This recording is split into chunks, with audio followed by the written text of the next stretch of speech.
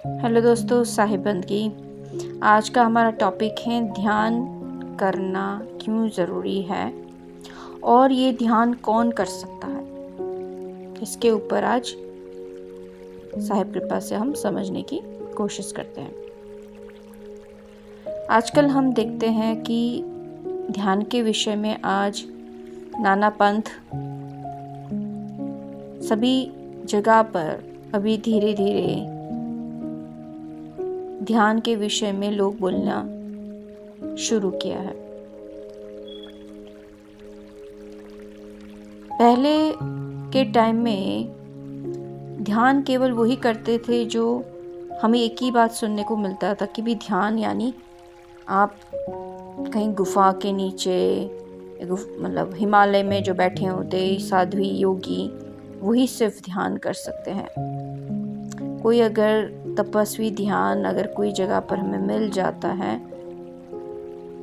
तो हम वही सोचते कि क्या हम ऐसे तपस्वी बन सकते हैं। यानी कि हमने ऐसी धारणा कर ली कि ध्यान केवल वही कर सकता है जो संसार त्याग करके हिमालय में या कुंद्राओं में जाकर या कोई पेड़ के नीचे तपस्वी होते हैं वही सिर्फ ध्यान कर सकते हैं। नहीं, ऐसा नहीं है। ध्यान कोई भी कर सकता है, पर ध्यान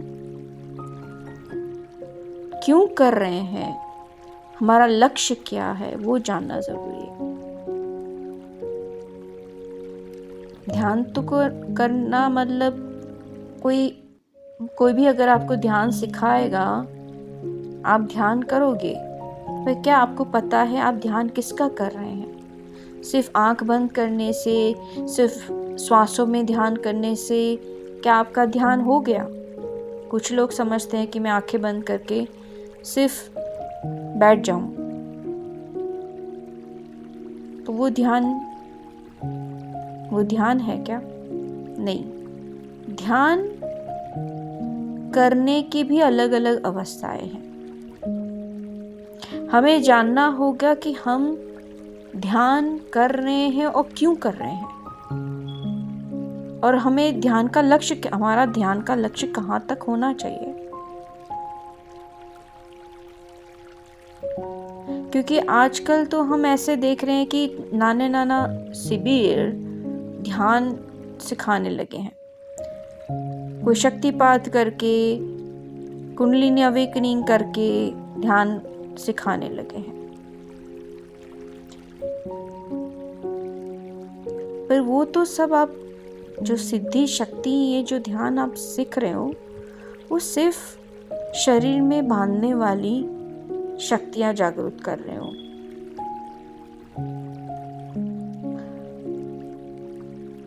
जो रावण जो त्रिलोकी ज्ञानी था वो भी ध्यान करता था। तांत्रिक भी ध्यान करते हैं, साधु भी ध्यान करते हैं, योगी भी ध्यान करते हैं, तपस्वी भी ध्यान करते हैं।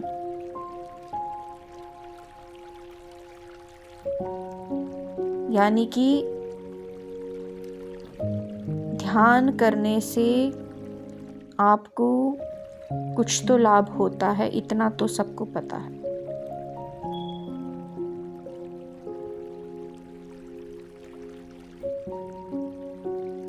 तो ध्यान, हमारा कंसंट्रेशन जो है वो कहाँ से उत्पन्न हो रहा है? वो है आत्मा का मूल तत्व ही ध्यान है।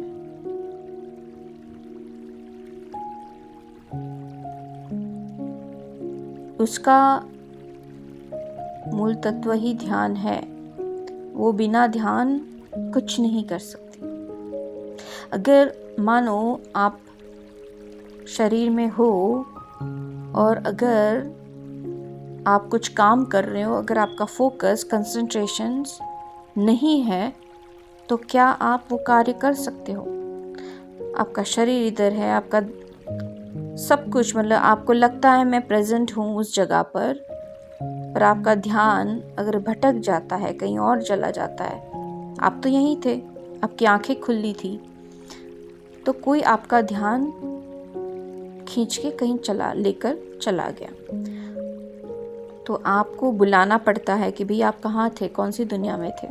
यानी कि आपका ध्यान कोई ले गया था, जहाँ पे आपकी सोच जा रही थी उस तरफ आपका ध्यान चला गया। तो आप का शरीर भी ध्यान नहीं कर पा रहा है, यानी कि कोई ध्यान कर रहा है, राइट। कुछ लोग कहते हैं मन को एकाग्रता करना। क्या मन ध्यान कर रहा है? मन तो केवल सोच सकता है।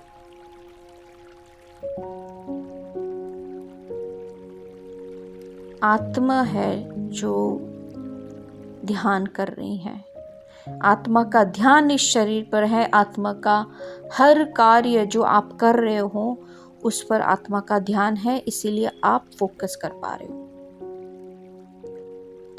आत्मा की भूख ही मोक्ष है। आत्मा को इस मन से, इस काया चक्र से मुक्त होना है, पर वो मुक्त नहीं हो पाती हैं, इसीलिए आपको वो ही बार बार आपको जन्म चक्र में लेकर वापस आती है, नाना शरीर को प्राप्त करती है, खुद ही अपने आप को प्रकट करती है, क्योंकि उसको मुक्त होना है। पर उसको मुक्त होने के लिए हम कार्य कर ही नहीं कर रहे हैं।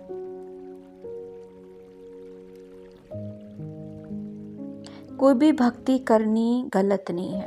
भक्ति हमें कहाँ तक ले जा सकती है वो हमें जानना जरूरी है, क्योंकि जन्म केवल एक समय पर, काफ़ी जन्मों जन्मों के आपके कर्म अच्छे हो गए तब जाके आपको मनुष्य देह मिलता है, और उस मनुष्य देह में जो मोक्ष की प्राप्ति हो सकती है वो हम जन्म गवा देते हैं। कैसे? इस माया में रह रहे हो।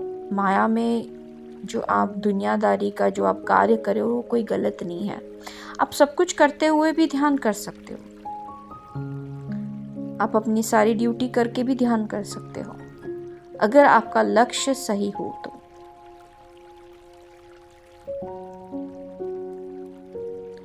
दानव भी ध्यान करते थे, पर उनका ध्यान जो करना लक्ष्य क्या था?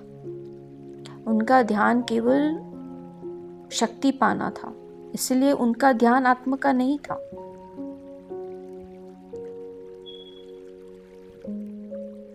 तो रावण जो था वो त्रिलोकी ज्ञानी होने के बावजूद उसमें अहंकार जागृत हुआ, और गलत अगर कार्य कर लेता है तो वही ध्यान आपका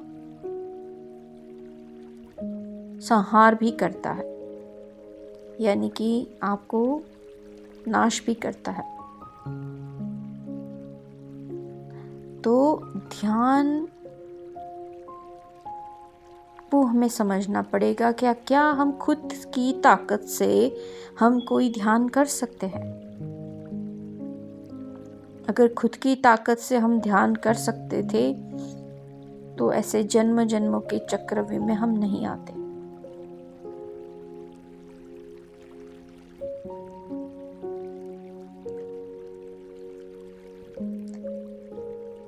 जितने भी लोकांतर, कोई भी अगर आपको लोक इस लोक में पहुंचाने के लिए ध्यान कराने सिखा रहा है,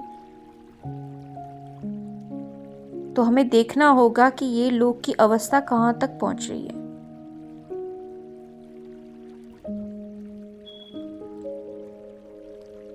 जब तक आपको आत्मज्ञान तक नहीं लेकर जाते हैं, मन से मुक्त होने का ज्ञान नहीं मिलता है, समझो अभी भी समय में आप बार बार आने की तैयारी में रहना।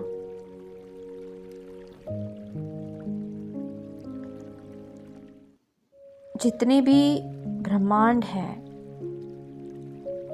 हर ब्रह्मांड का अपना समय है।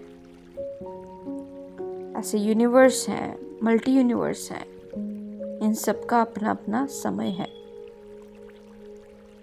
कोई 14 लोक की बात करते हैं, कोई 21 लोग की बात करते हैं, तो ये सभी लोक लोकांतर का भी समय है। शून्य तक पहुंचने की बात करते हैं। शून्य तक पहुंचने के बाद फिर वापस उनको लगता है कि मैं पहुंच गए, उसके आगे जाने का ज्ञान नहीं पाते हैं, तो फिर वापस उनको आना पड़ता है। उनको लगता है शून्य ही आखिरी है। आपको क्या लगता है कि कौन से शून्य तक आप पहुंचे हो? हर ब्रह्मांड का शून्य है। आपको पता ही नहीं है, आपको ज्ञान ही नहीं है कौन से ब्रह्मांड के बाद कौन सा शून्य अवस्था है, क्योंकि आपको कोई ज्ञान देने वाला कोई गुरु नहीं है।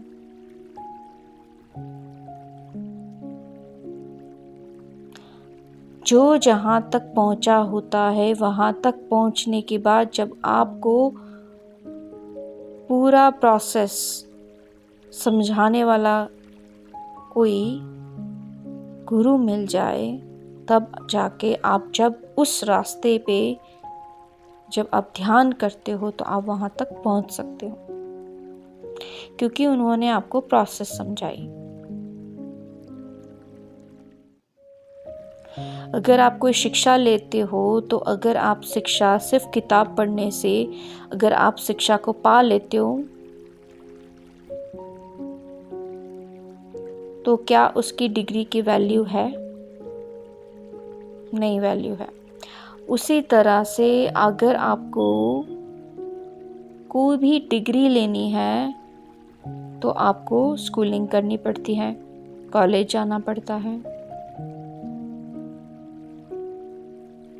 उसी तरह से हमें जब उस परम तत्व तक पहुंचना है तो हमें ऐसे सद्गुरु की खोज करनी है जो सद्गुरु उस परम में लीन हो गया हो। वो सद्गुरु जब हमें प्रोसेस समझाते हैं, जब हमें वो तत्व हमें हमारे भीतर ट्रांसफर करते हैं, तब जाके हमारा ध्यान होने लगता है।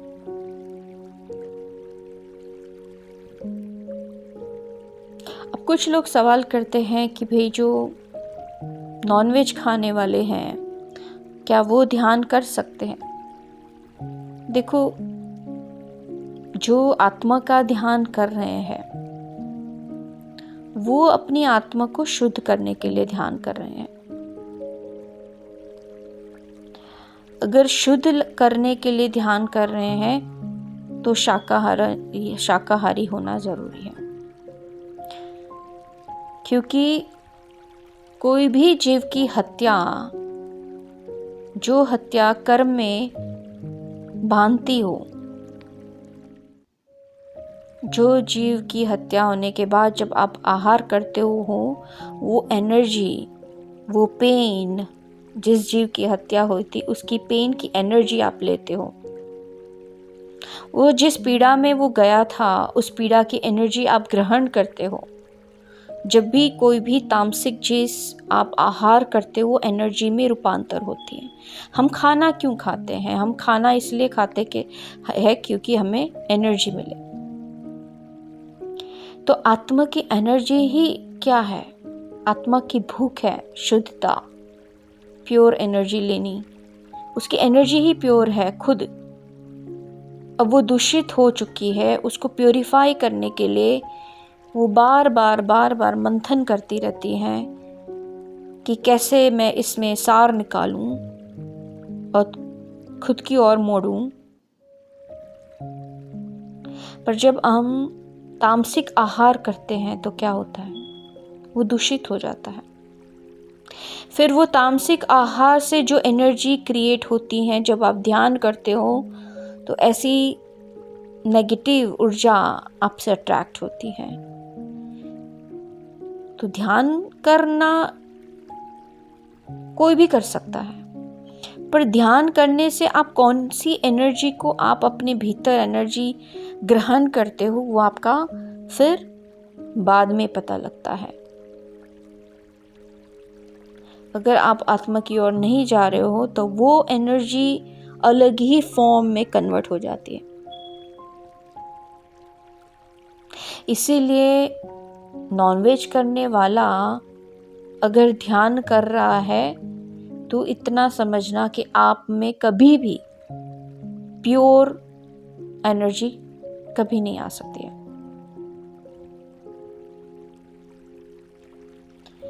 तो अगर आप आत्मा की ओर और शुद्ध प्योरिटी लाना चाहते हो अपने भीतर तो आपको शाकाहारी होना जरूरी है।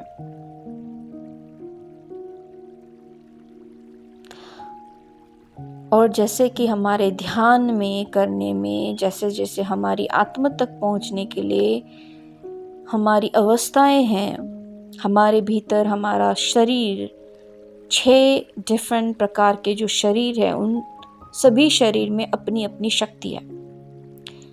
तो ये हमारा स्थूल शक्ति है, स्थूल शरीर है। स्थूल शरीर से हम केवल बाहर के कार्य कर सकते हैं।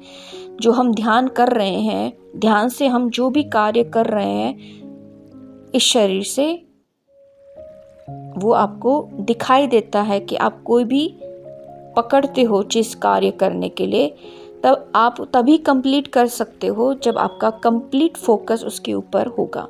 अगर आपका डिस्ट्रैक्शंस होगा तो आप क्या वो कंप्लीट कर सकते हो? स्थूल शरीर से जो आप कार्य कर रहे हो उसमें भी आपको ध्यान की जरूरत पड़ती है। उसी तरह सूक्ष्म शरीर होता है, उसको जागृत करना होता है। तो आप कुछ लोग तक ही आप पहुंच सकते हो, उससे आगे नहीं जा सकते हो। उसी तरह से कारण शरीर होता है। कारण शरीर की भी एक लिमिटेशन है। आप अगर उस कारण शरीर को ही आपने जागृत किया है तो केवल आप वहीं तक पहुंच सकते हो। अगर कोई योगी या गुरु आपको सिर्फ वहां तक का ही ज्ञान बताता है और वहीं तक का ध्यान सिखाते हैं तो आप केवल वही शरीर जागृत करने से केवल उसी शरीर की शक्तियां प्राप्त कर सकते हो। उसी शरीर में जो भी ब्रह्मांड अवस्था है आप वहीं तक पहुंच सकते हो, आत्मा तक नहीं पहुंचे हो अभी। उसी तरह महाकारण शरीर है। महाकारण शरीर से आप बड़े बड़े सिद्ध योगी महायोगी बन सकते हो, योगेश्वर तक पहुंच सकते हो। ऐसे ज्ञान शरीर विज्ञान शरीर जब आप पाते हो तो महायोगेश्वर की सिद्धि मिलती है आपको। जो श्री कृष्ण महाअवतार जो हो गए थे वो सभी महायोगी कहलाते हैं, जिसको हमने ईश्वर तत्व की उपाधि दी है। उन सब से हम जब भी हम उन पे फोकस करते हैं उनमें जो ऊर्जा है वो हम उनसे प्राप्त कर सकते हैं। तो वो इष्ट देव तक जो भी आप पहुंचे हैं आपके गुरु वो आपको वहां तक ले जा सकते हैं। पर वही गुरु जो वहां तक पहुंचे हो तो क्या वो कंप्लीट मोक्ष है? नहीं, ये सभी का समय है। जैसे हम कहते हैं ब्रह्मा का भी समय है, विष्णु जी का भी समय है, शिव जी का भी समय है। इसी तरह ब्रह्मांड का भी समय है, महाब्रह्मांड का भी समय है, यूनिवर्स का भी समय है, मल्टी यूनिवर्स का भी समय है। आत्मा केवल अमर है, आत्मा समय से भी परे है, मन से भी परे है। उसका ध्यान जो है वो इन सभी शरीरों में नीचे आ गया है। उस आत्मा का ध्यान अपने में लाना है। जब तक आपको वो ध्यान सिखाने वाले पूर्ण सद्गुरु नहीं मिलते हैं तब तक आप पूर्ण मोक्ष की ओर नहीं जा सकते।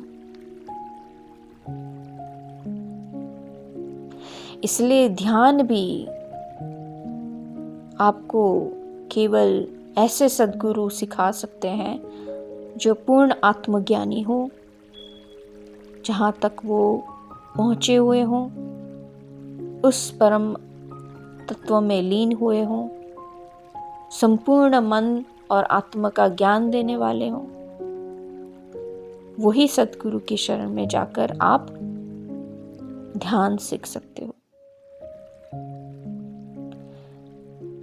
अब बात करते हैं नाम जप के पर ध्यान करने वाले लोग। अब उसमें भी आप देखते हो कि नाम जप, आप किसका नाम जप रहे हो? कोई इष्ट देव का नाम जप रहे हो? नाम क्या है? नाम इसके लिए हम जपते हैं या करते हैं, जो बताते हैं, ताकि आपका ध्यान उस शब्द पे रहे। उस शब्द पे ध्यान रहेगा तो जो इष्ट का आपने शरणागति ली है, उस इष्ट का स्वरूप आपके अंदर ध्यान में आए। इसीलिए उस नाम का जाप करने के लिए आपके गुरु आपको देते हैं। तो हमें ये समझना होगा कि नाम जो आप जप रहे हो, क्या वो आत्मा का है? क्या आत्मा को उस नाम की जरूरत है जो आप इष्ट देव के नाम की जाप कर रहे हो? क्योंकि वो शब्द से भी परे है। यानी कि आपको ऐसा नाम जो आत्मा का हो, जिसको कहते हैं सार नाम। कोई शब्द नहीं है, वो तत्व है। वो तत्व जब आपके भीतर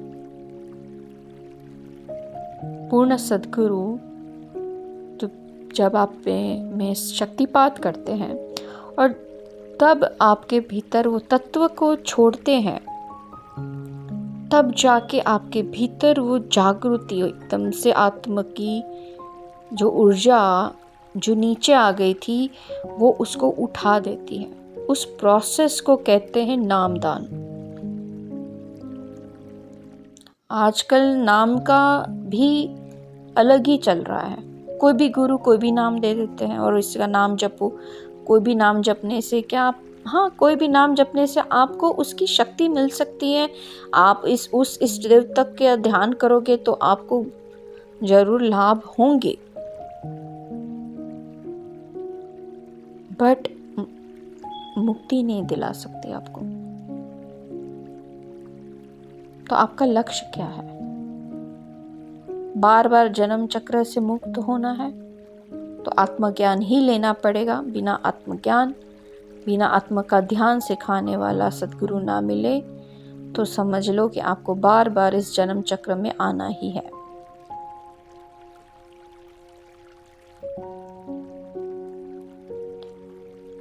तो आपको ऐसे सद्गुरु की खोज करनी है जो आपको सुरत योग सिखाने वाले गुरु मिले, क्योंकि सुरत योग ही लास्ट ध्यान है, आखिरी ध्यान है।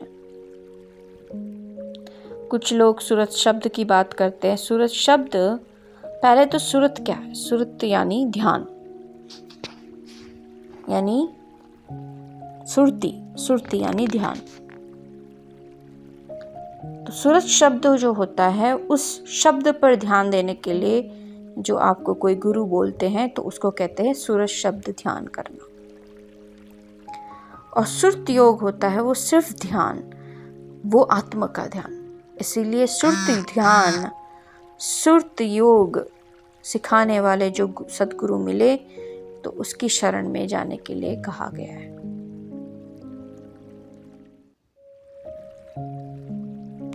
आई होप इस वीडियो से या ऑडियो से आपको लाभ हुआ होगा, कुछ ना कुछ आपको ज्ञान हुआ होगा। हो सके तो आने वाले और वीडियो में अगर आप ज्ञान सुनना चाहते हो तो इस ऑडियो को आप सब्सक्राइब और लाइक करना मत भूलिएगा, ताकि आपको नोटिफिकेशन मिलती रहेगी। सुनने के लिए धन्यवाद साहिबन।